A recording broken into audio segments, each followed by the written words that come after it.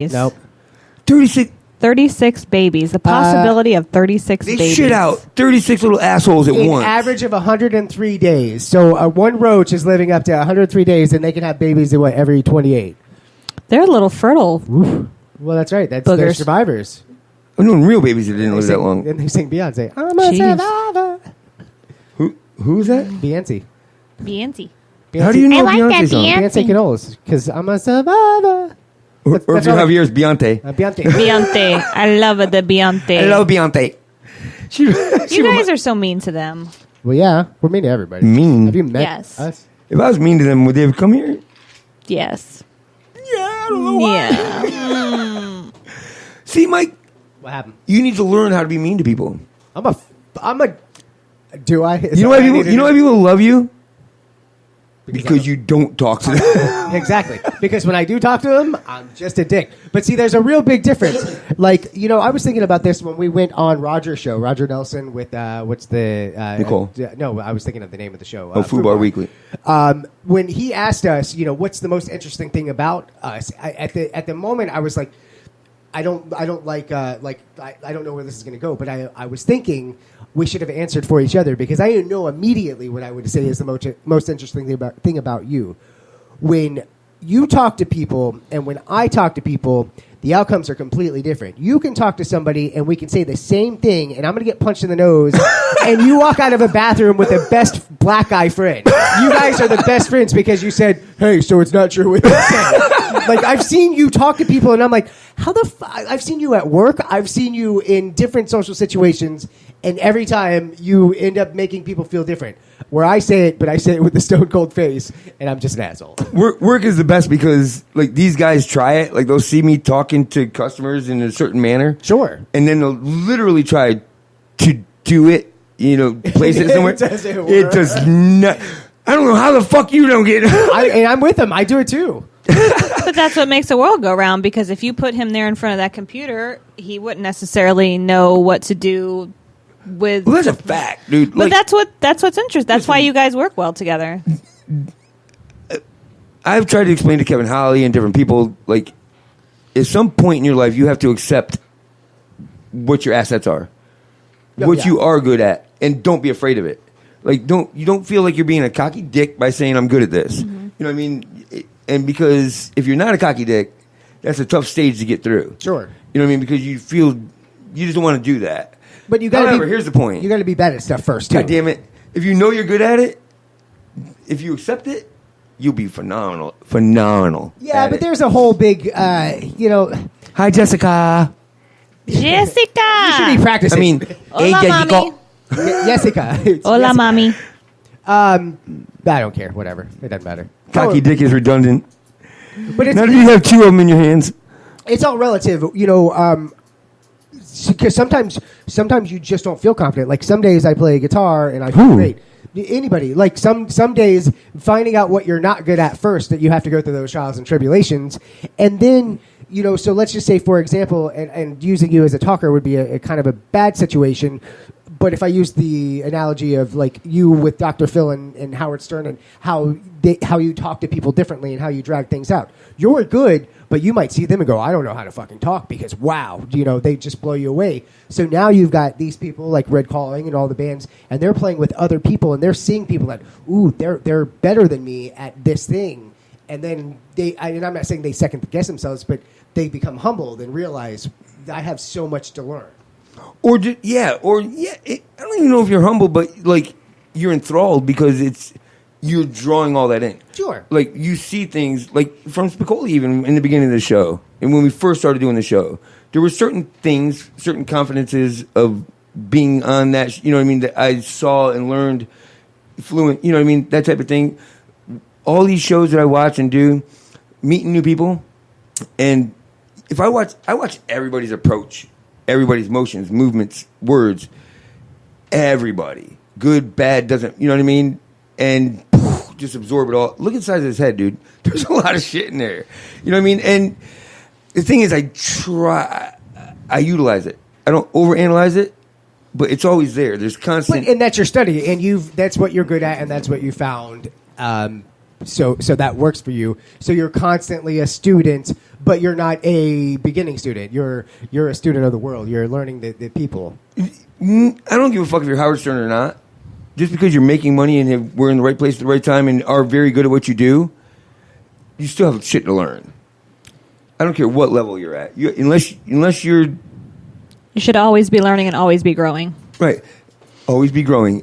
Keep wishing. Not grower, but Stop growing at 6. I'm a shower, not a grower. I have a question for you, because we all know, as Open Mic Live or whatever, you basically are the face going out to these events. Sad. Well, you are. You know, you're the face that goes to the concerts. You're the face that goes to the comedy shows overall or whatever.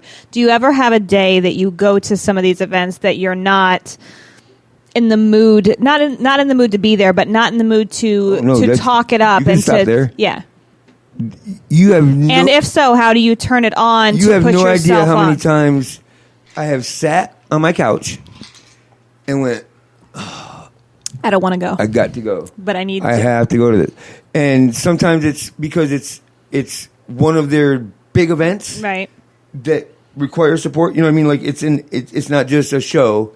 It's something that's for you important to be to them. there, yeah. Like a release party You or have like to go. someone's Like, headlining or something like that. You have to go. I have made statements that if I don't show up, where do I stand? Mm-hmm. I lose every bit of respect I've ever had. So when you get there, do you feel better about being there and then Not you at feel all. open? You just But How do I get away with it? I have a very good. nobody's talking to you right now. I mean, I'm not disgruntled about being there. Mm-hmm. You know what I mean? And sometimes I'm just worn out.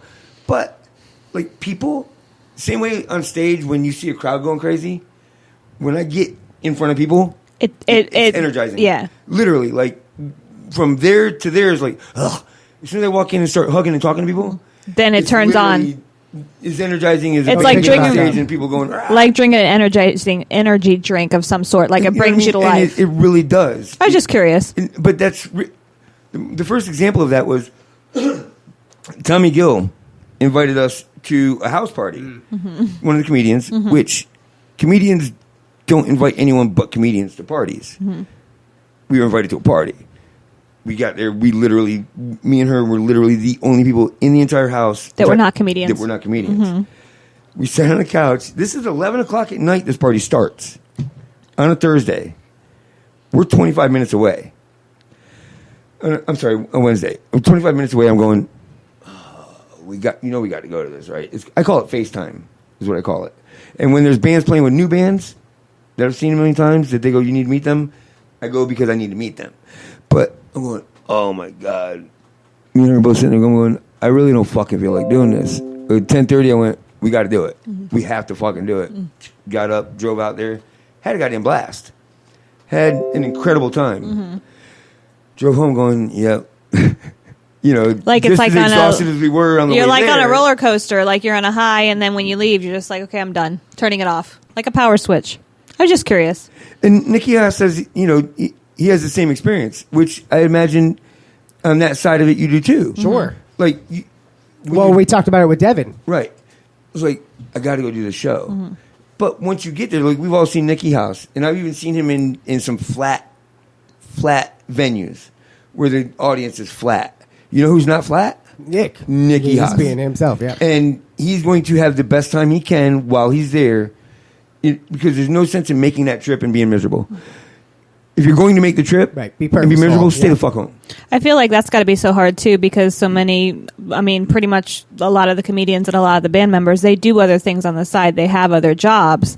So say you had a really bad day at your job, your boss yelled at you, you had a problem with a customer, you had something or other. You really have to learn to turn that off and flip the switch on your other gig to be able to be in the mode, be into the moment and create that energy. Because otherwise you're just like, oh, I don't want to get up. I don't want to go. I just want to be here and drink 5 beers and go to sleep, you know? And I think that feeds into the quote by Robin Williams that Devin put on his thing where, you know, the saddest people, and saddest, I think, could be a broad term. Mm-hmm. Sure. You know, I've seen that quote. I know what you're talking about.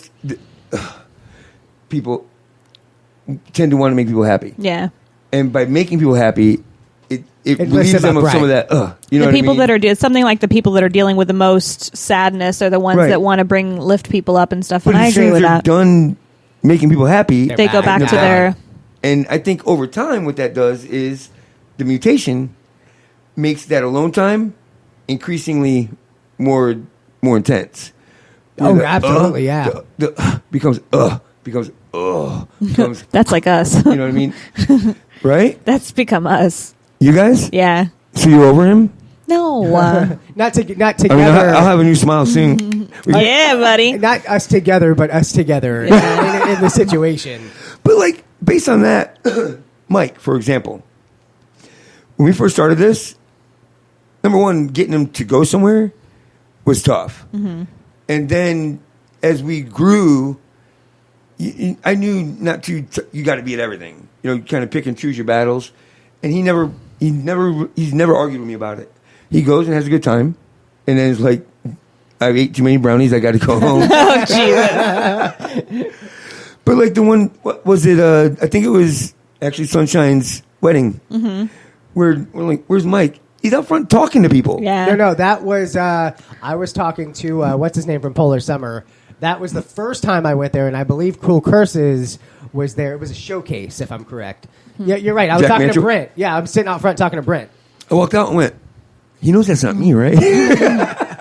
But you know what? There was 10 people around us instead of the 50 or 90 that were in there. So let's come to you then. Wow. So since we you. started the show, Huh?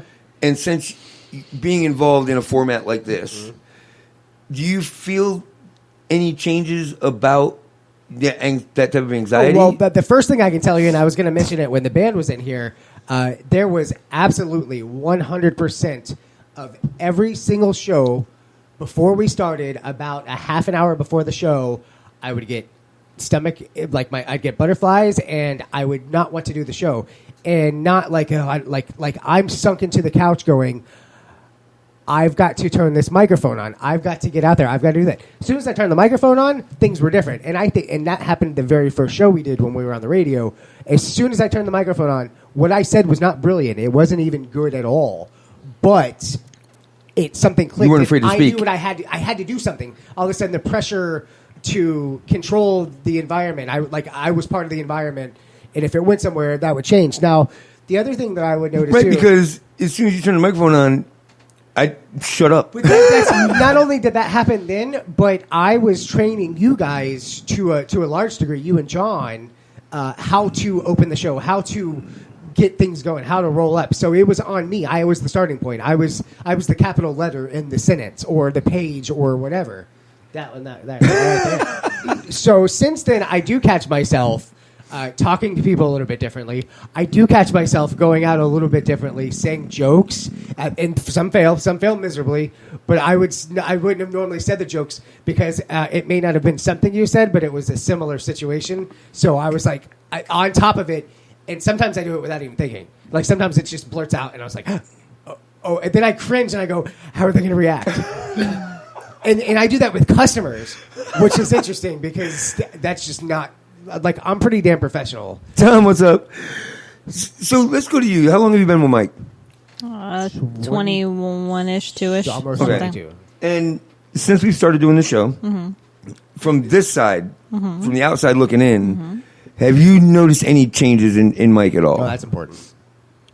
No, like your view of that, because you see it differently. I mean, we've discussed it as a group, outside of the scheme. But I mean, this is an inside joke. I there's want them to people hear. watching. Right? well, I mean, I don't know. Well how to said. I don't know how to describe it. Sometimes he's not exactly tuned into the whole thing because he's got a lot going on, and everybody Not in the show, but yeah. like In how general, though, I- like his approach to things or people or even situations. He's much better. He's happier. Well, I think that, I tell people all the time, I think that, when you're happy in your life, you can be happy in other aspects of your life. And sometimes it takes that one thing to make you happy. And in his situation was his career. He needed to work for himself. He's always needed to work for himself. And now that he's his own boss and has his own business and everything like that, he can be happier for the people around him and support the people around him. But when you're unhappy and when you're miserable and when you have that negative energy around you, you can't bring up the people around you. Now, he's always going to be